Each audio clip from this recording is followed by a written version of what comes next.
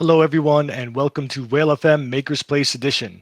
In this show, we talk about everything and anything art and crypto in the NFT scene with designers and creators alike, otherwise known as non-fungible tokens.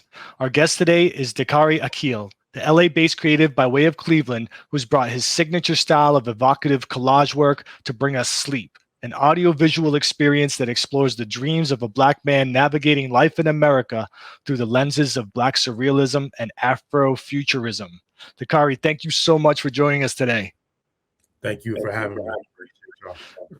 Really hyped. We gave a little preview to the community and people really interested in your work, and being that it's so unique to a lot of the stuff that we see in this space. To just level set everyone, can you give us a brief background on yourself and your journey in art? Yeah. So I'm originally from Cleveland, Ohio, born and raised. I've been an artist my entire life. My father was a really versatile artist. So really early on in my life, he had me in art classes and stuff like that, and he would just teach me anything that he was doing, just as like a kind of like a way for me to play and learn. So yeah, I've been doing art for as long as I can remember. But fast forward, um, I ended up getting into collage art a little over 10 years ago.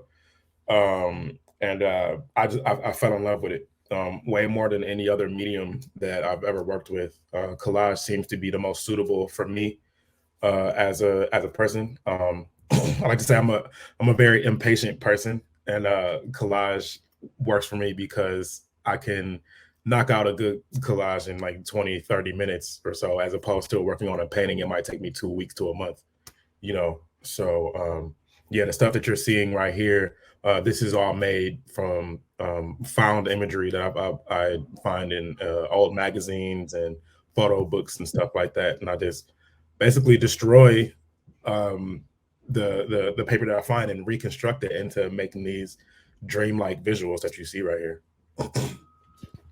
Yeah, very cool. And I think that collage art, um, I don't know, to me, it seems like it pulls in a lot of emotion because it touches so much culture, like where you can take it from.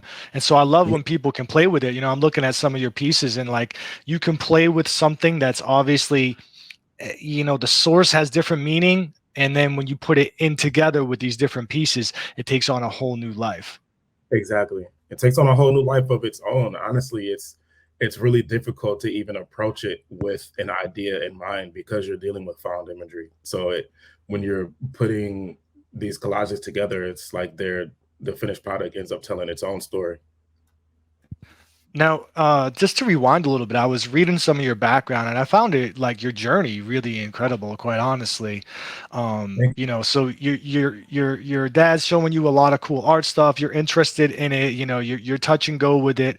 As you're younger, you're into graffiti. You're doing different stuff in high school. You're throwing up burners. You teach yourself Photoshop in high school, and you get into graphic arts, right? Mhm. And you were down that path, and you kind of veered away from it. Talk to me about what happened at that point and how you kind of re-engaged in art. Yeah, so I took like the graffiti art style that I was playing with as a teenager and wanted to put that onto clothing. So I ended up falling into doing fashion design for a while. I actually went to the Art Institute of Pittsburgh for fashion and retail management. Right out of high school, I had launched a clothing brand called Lane Brotherhood, where it was basically just the graphic design stuff that I was doing for myself, just implemented on the clothing. And I was, seeing quick success from that. Just and this is around the birth of Facebook and other social media platforms and stuff like that. So when I was doing it, I would, just send out a call that, like, hey, I'm gonna be here with these t-shirts, blah blah blah, meet me up, come hit me up or whatever, come get some shirts. And then like I would sell out of shirts in days, at a young age. I had maybe had one job at that time in my life, Right. 17, 18 years old or whatever, but I was starting to make real money off of selling my art on clothing. Um, but after I went to school for it, I realized I didn't really love it as much as I felt that I did before. So I left school, came back to Cleveland, and I did the clothing for a little bit after that, but I was starting to veer into the direction of just doing graphic design and fine art. Um, and yeah, so uh, yeah, the clothing was starting to fall by the wayside, and I was starting to rediscover myself as an artist. Because I think prior to that, I didn't realize that you could really make a career out of being an artist. And it's like art is my life, is my passion. If I can make a living off of doing something that I already have to do anyway in order to survive, then that's what it'll be for me. So I started to really take being an artist seriously. And around that time is when I discovered collage art, and I just took it and ran with it from there. Now you had that stack of magazines that called to you, and you wanted to Yeah. play with it, or was it just that style always appealed to you? Um, well, I had never at that point. I feel like I had never really seen collage art as art in that way until so what I used to do was I would upload the graphic design stuff that I was doing, or the illustrations and stuff that I was doing, to a Tumblr blog that I had. And I would follow other artists on there, and I saw a collage artist on there that was just making some really amazing work. I can't remember who the collage artist was, but I saw it and I just fell in love with the style. I'm like, wow, this is very different for what I'm used to. And I had a stack of magazines in my room, actually some fashion magazines that were gifted to me that I was supposed to study when I went to school for fashion. But I never did that. They just sat there in the corner of my room. So I took those fashion magazines and started trying to make collages for myself, and immediately fell in love with it. And I've been doing it ever since. Kind of poetic that the fashion magazines that just stacked up there, right? Because you weren't really into it, ended up being a catalyst for you really finding your passion. I find that really cool. So how did Yeah. you're doing that, you enjoy it, you end up working at a friend's record label as a creative director? Yeah. So what I ended up doing was 7 years after leaving the Art Institute of Pittsburgh and moving back to Cleveland, I ended up linking up with some friends that I went to the Art Institute with, who were starting a record label. They had just bought this building, and they were just going to turn it into like a studio and all that. And they just wanted to be like a premier local record label in Pittsburgh. So they hired me as the creative director. I was doing all the visual work for them as a label, and each individual artist. They basically ran to me whenever they needed cover art or logos and promotional items and stuff like that. I painted all the murals in the building and everything. Um, but that ended up only really lasting about like 8 months before they ended up folding as a company. And I actually ended up becoming homeless in the process, because I had completely uprooted my life in Cleveland at that time to move to Pittsburgh to take this job, and then 8 months in, and didn't really have a job anymore. So I had to kind of fend for myself and figure out what I can do. But all the while, I was already still deep into facilitating my career as an artist. So um, I was doing everything. I ended up becoming an art teacher in Pittsburgh. Worked in a couple schools during that time, and um, again, still working my career as an artist. But things weren't going so well in Pittsburgh, so I had the great idea to pack up everything I had in my car and drove from Pittsburgh to LA, and I'm still here 4 years later. Wow. Yeah, no, I read that, and I found it, you know, in the midst of all that, you still had your love and passion for art, and that kind of carried you through. And really, what you were doing, I think, if I read correctly, you found some kind of you appreciated the purpose of helping people, right? Using some kind of community outreach with your art and being able to make an impact that way, and like that marriage of Yeah. it for you, kind of being Mhm. meaningful. Yeah. Yeah. Yeah. Absolutely. Absolutely. Yeah, my art has taken me to many places. Even just being here, right, talking to you right now about this is surreal. You know what I mean? Yeah, it's been a wild ride, I'll say. Yeah, I mean, we're appreciative that we get to see such dope art. So we're thankful that things progressed the way that they did, and here we are, right? So you get to LA now. You're still trying to find your footing in art. If I read correctly, you were still, you were doing Lyft or Uber Eats or something, trying to find, your footing, and then progressively, got to where you are. Mhm. If I read correctly, you do some stuff in Skid Row. You continued that community passion that you found that Yeah. coincided with the art. Yep. Yep. Yep. Yeah. So when I got here to LA, my plan was to just do Lyft and DoorDash full time and see how long I could do that for.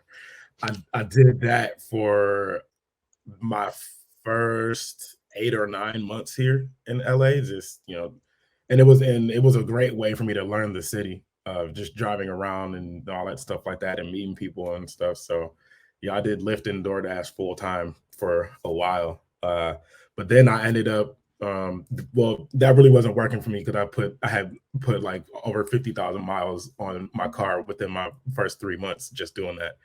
Wow. Yeah, for real. It was ridiculous. So I had to find another way to live. So I ended up applying for a whole bunch of jobs and stuff like that. I ended up coming across this art program assistant job in Skid Row for a community art studio called Studio 526. It serves as like an art therapy kind of place, and it's free to the public.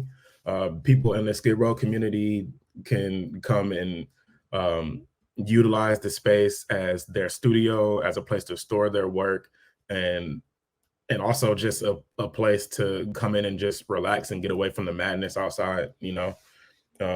So I was working that for about 3 years. I just recently left that job in December to do art full time. I like to think I'm still part of the community there. And as they have more stuff going on down there, I will definitely be present whenever I can. Um, and yeah, so at this point now, after doing that, I'm just doing this full time from Well, home in my studio. it's an amazing journey, an inspiring one, right? And if I had to bet, I would bet that you would be someone that would continue to go back and contribute in those different ways that you can, because it seems intrinsically part of what you like to do. Yeah. And the art kind of is synonymous with that. They kind of go hand in hand. Just for anyone that's not familiar with Skid Row, could you just explain what Skid Row is? Yeah, Skid Row is one of, if not the most impoverished community in America. Um, um, there's thousands and thousands of people experiencing homelessness down there, extreme poverty, um, uh, sickness, and all that stuff like that. But these are people that need help. You know what I mean? Like these aren't people to be pushed under the rug or anything like that. Um, um, and like there's a lot of trauma down there, but also there's a lot of love down there and community. Those people really love and support each other. Um, and I got to witness that with my own eyes over the past 3 years, just being a part of the community and seeing the beautiful things that are done down there and the love and care that people have for each other. But Thank you yeah, for it's in downtown Los Angeles. Yeah, thank you for sharing that. Mhm.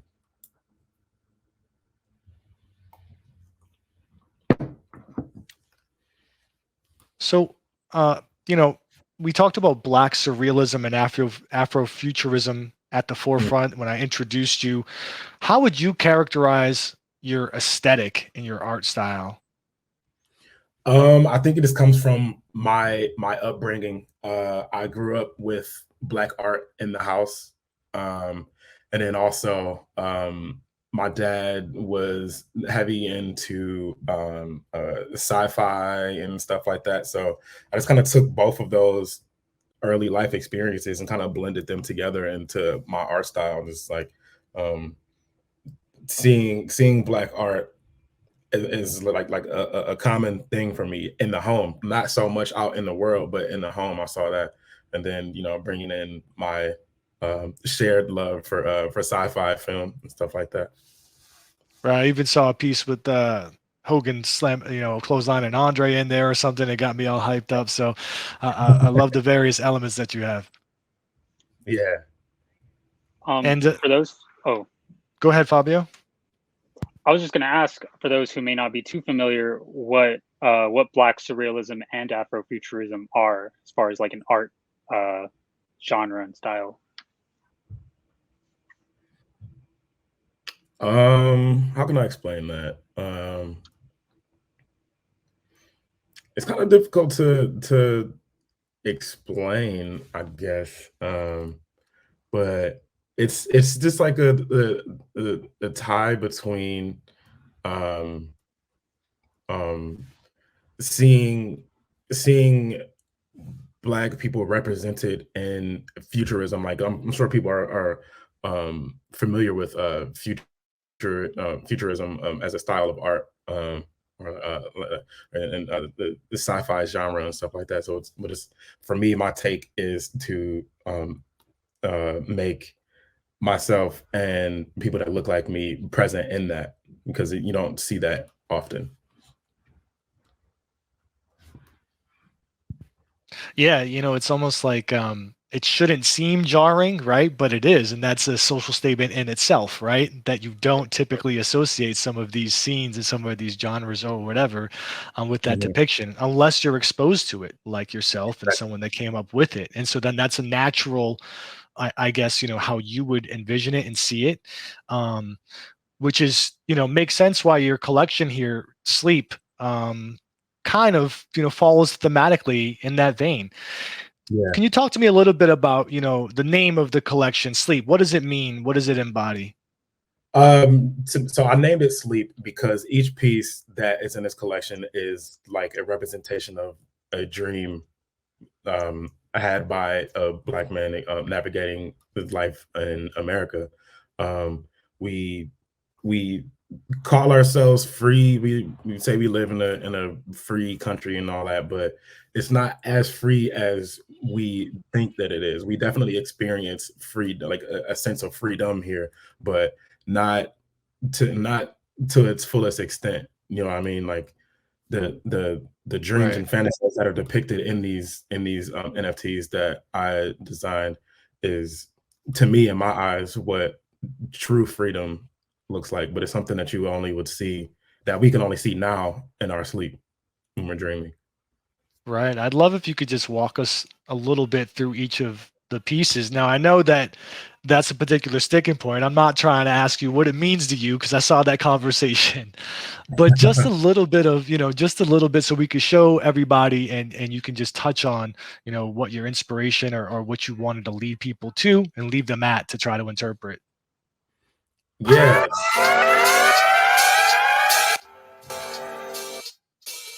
yeah. This is free fall. And I also want to shout out the musical artists that I work with on this piece, on all these pieces actually. Delion, Barbie, who goes by Control Beats, and Keelan, Dope Keelan. You'll go find him on Instagram. If we can, is there a chat or something we can put that in on here? Yep, Um, we will. cool. But yeah, this piece in particular just represents black people coming together fighting for one cause. It's pretty cut and dry. And I saw Yeah. that it seems like, you definitely wanted to have a significant amount of the music in there as well, whereas a lot of people will drop animations and just, they touch on the music or just have it kind of highlighted a little bit. This is definitely front and center. Was that a conscious choice of yours that you wanted to really have that full experience? It absolutely is. Music plays a major role in the inspiration behind my work. So I wanted honestly, all of my animation has music front and center like that, just because of the role that it plays in my life. I'm a big music lover, and the people that worked on the music for this collection are actual friends of mine. You know what I mean? So it was great to just be able to collaborate with them. Yeah, there you Yeah, go. it's definitely cool to see. Now, is this also from your days at the label, like connections that you had made then and when you were coming Nah, up? But these are new connects altogether. no, they're not new connects. So the guy that made this beat, Deleon Barbie, he's actually been a long, long, long time friend of mine. We go back to middle school days. Oh, wow. Um, yeah. That's my guy right there, man.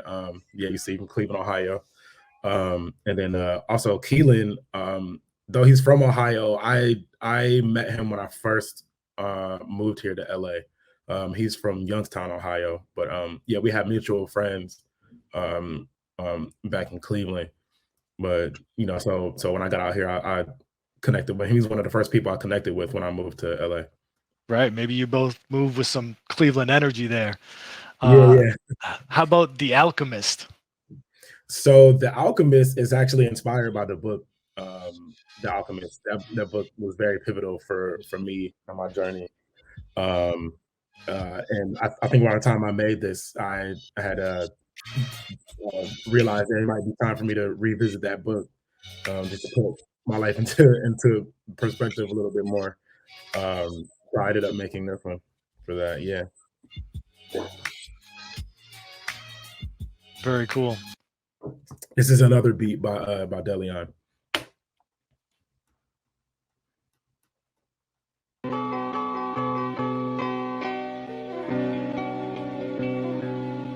This one here just represents royalty. And And this is Oz. yeah, this is an obvious ode to the movie The Wizard of Oz. Very cool. Yeah, thank you. And do you typically incorporate music and animation in your work, or is that, something that you're kind of pushing more nowadays with NFTs, or has that always been kind of part It's of what you've always done? it's always been a thing. Because like I said, music is a big inspiration for me. I actually got my start doing um, um, album covers and stuff like that. Like I said, I worked for a record label before. So Right. this was something that I had been wanting to do for a long time. So yeah, incorporating music is um, something I've been doing for a minute. Yeah, and it definitely sounds like there was some care taken to match, the specificity of the music and like the tone and the emotiveness of it with the piece. At least that's the way I felt. So Mhm. let's check out Rolo. This is actually pronounced Rollo. Rallo, thank you. Mhm.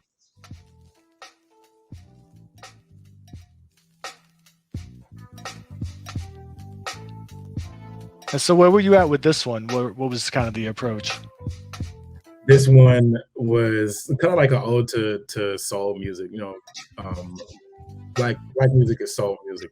You know what I mean? And like we just naturally have a love for it. That's like why you see the record spinning in the background and all that, and he's nodding his head to the beat and all that, and the planets are orbiting in a way that is like spinning reels of a tape. You know what I mean?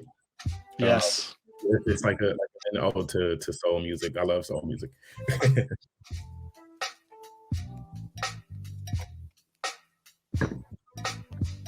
Fabio, I know you're vibing over there. Fabio was actually a producer, by the way, on our team. Nice. Yeah, I heard the J Dilla siren on the first one, and I was like, nice. I was wondering if that was intentional that you timed it that way.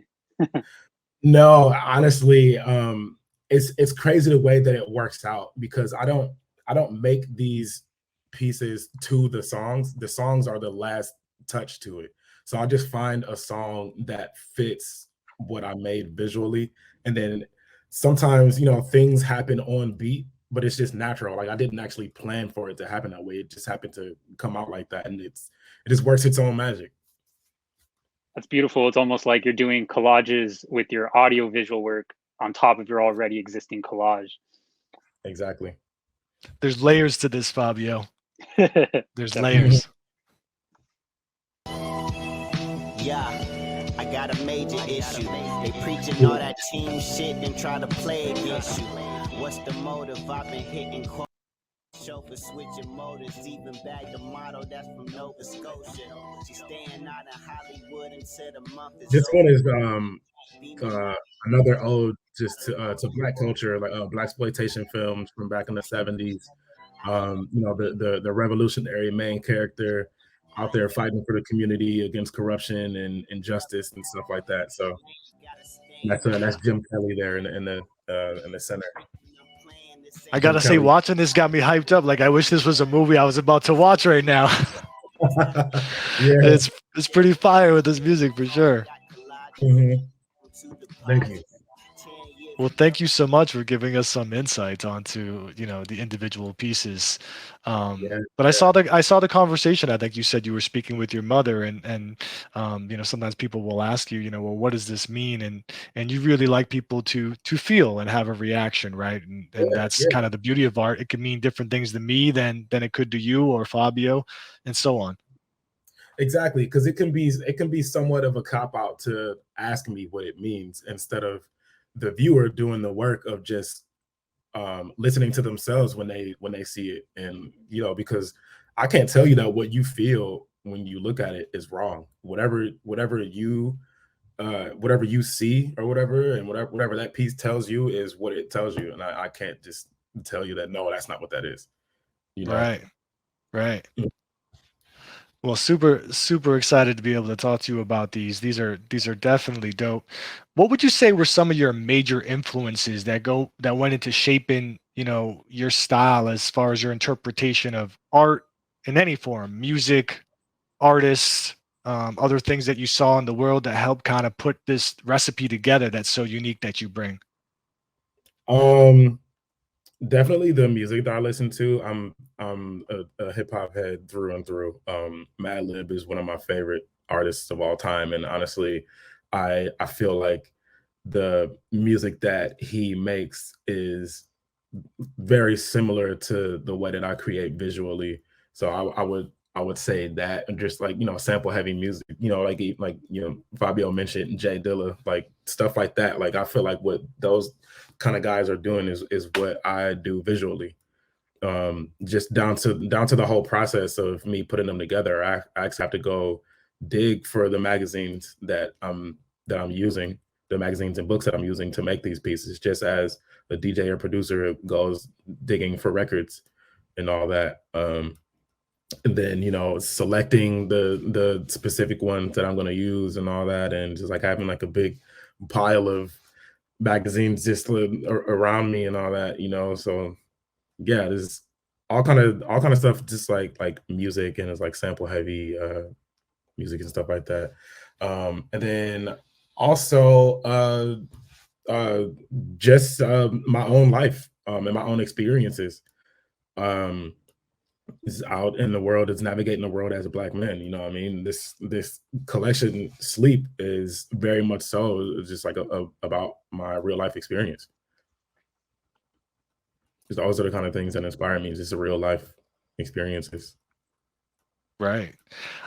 When you were describing to me, that you like the fluidity of working with collage, that you can hop in and something comes together. Do you do it in a premeditated way, like you already have an idea what you're doing, or you just start playing and then something comes out from that creativity? With the way that I collage, it's impossible to have an idea or a concept in mind to start with, because like I said, you're dealing with found imagery. So when I'm working on something, you have to work with what you have. And I it's nothing like drawing at all, where I can just like draw something out or whatever. Like I can follow the shape that's being made and try to find other pieces that are complementary to the composition and stuff like that. But other than that, like the collage kind of builds itself just based off of the shape. Very cool. I'd love to see that in process maybe sometime. I'll have to Yeah, keep an for eye on your sure. socials and see. I know that we got something up here of you, I think, painting something. We'll show that in a little bit. But speaking of painting, you delve in other mediums, right? Or is collage kind of your focus right now? Collage is definitely my focus now, but I've been all over the place when it comes to mediums, like different mediums of art. I started with painting. I was drawing and just like doing like graffiti art and stuff like that. This is a furniture piece that I did. This is a mixed media piece actually. Collage, paint, and all that. Um, but yeah, man, I've been all over the place. Collage is just the one that makes the most sense for me. Yeah, there we go. That's a sped up process video. Right. So how do you feel that your style has evolved over time? You've been doing this for a long time with this kind of inspiration for a long time. Um, where has it taken you from and to where you are now? What's the progression been like?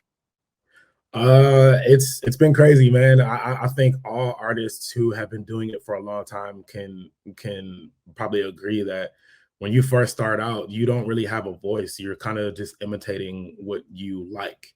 But as you keep going, you start to find your voice, and it ends up becoming what your style is going to be. You know what I mean? Like when I when I was drawing and doing like illustrations and stuff like that, my work looked a lot like Cause or Takashi Murakami and like all those kind of guys. Um, but then once I stepped away from doing that and I found collage, I started developing my style over the years, and like now, like I feel like I've developed a style that um that is very distinct to me. Like people look at collage art, or they look at my collage art and they know that I did it, or and they don't even, probably didn't they probably weren't aware at first that it was mine, but my style is so distinct now that people know that I did it from the way that I put things together. I can definitely relate as a producer, copying, Yeah. certain type beats, trying to emulate that. Mhm. I like one thing that you mentioned about an artist is really just the person trying to find themselves. Yeah. Um, I wish that was definitely one thing that I learned starting out. Is there something that you wish you understood when you first started your collages or just being an artist and creative in general? No, not really, man, because the process of learning and finding yourself is very important. So it all happened as it should have. Um, I was young and finding my voice as an artist and as a person at the time. And now that I'm older, a bit more mature and seasoned as a working artist and stuff like that, now all of that hard work and growth has paid off and made me into the artist that I am now.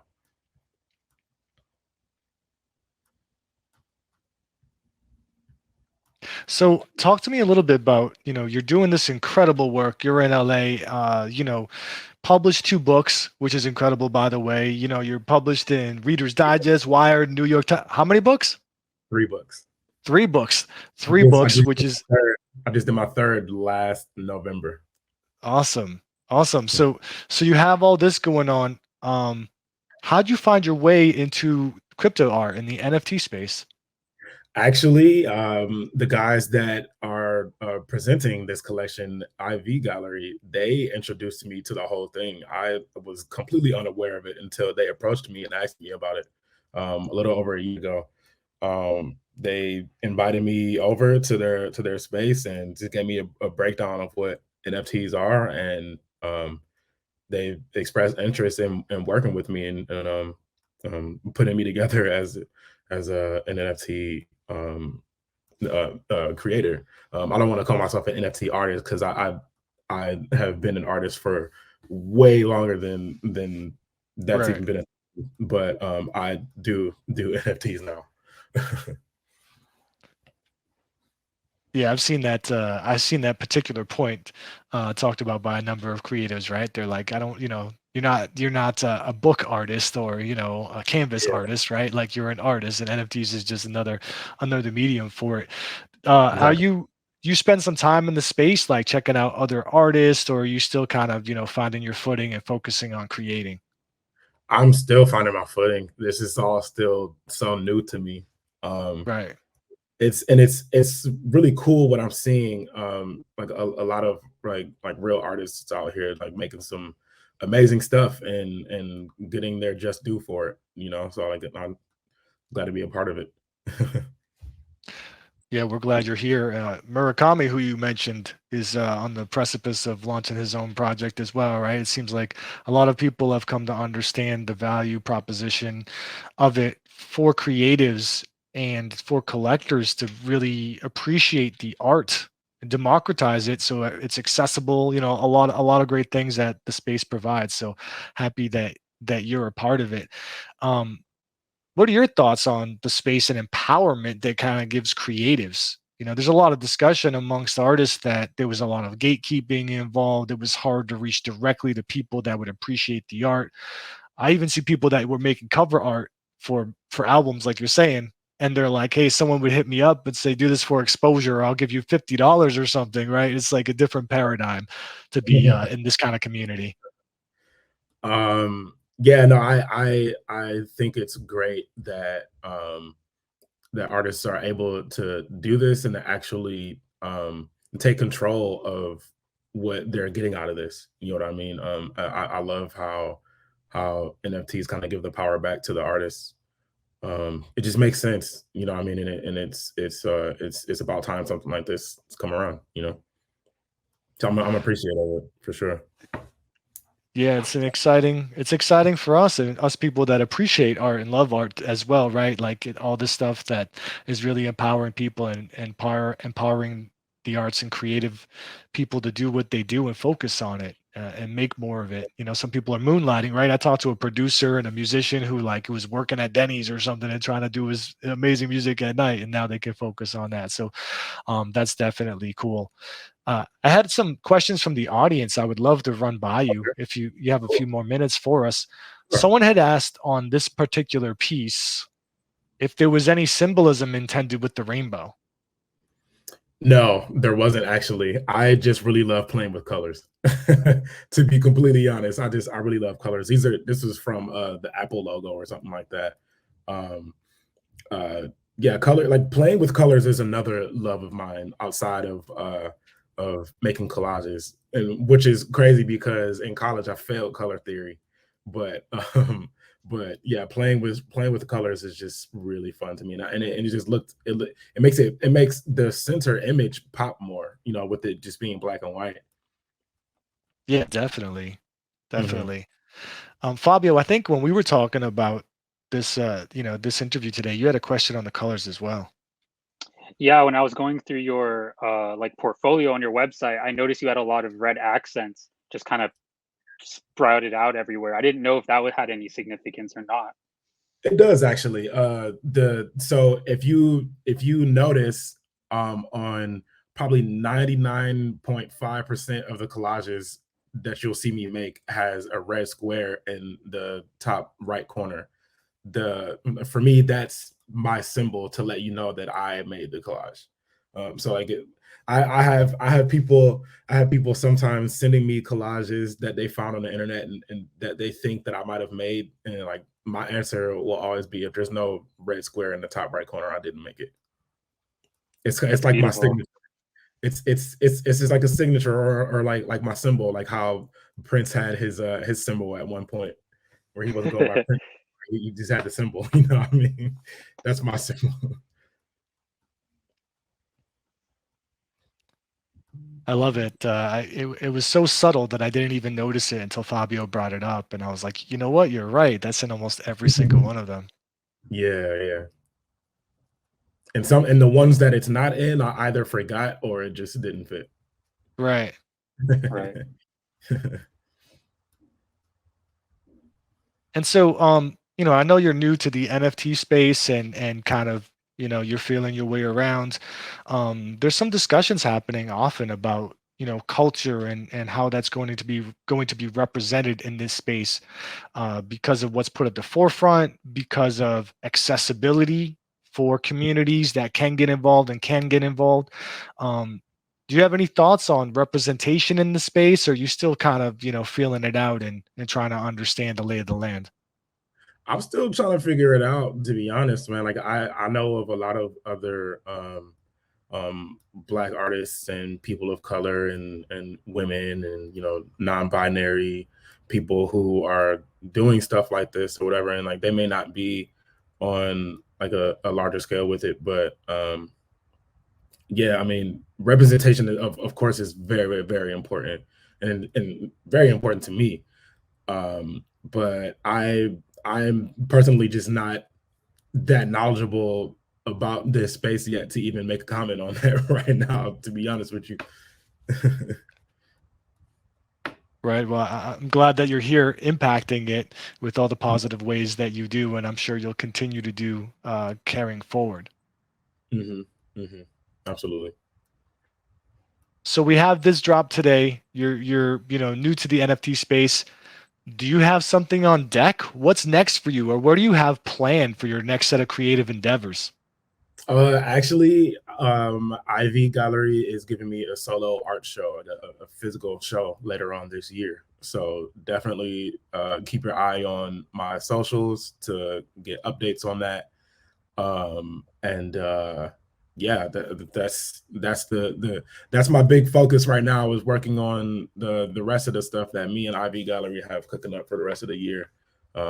More NFT collections coming, but a solo show, a proper solo show here in LA with Ivy Gallery. Super dope. And now that you're an NFT artist, they'll have to be sure to allow some of us to attend that show through the metaverse, right? And we can Yeah, go in with our Oculus and check it out. yeah, that'd be amazing. Well, Dakarai, thank you so much for spending time with us today. Really enjoyed talking with you. Really enjoy your art, and looking forward to seeing all the amazing, incredible things you do, both in the NFT space and in communities, because I have a feeling you'll continue to make a big impact there as well. Absolutely. Appreciate you, man. This is good talk. Thank you. Have a great one. All right, you as well.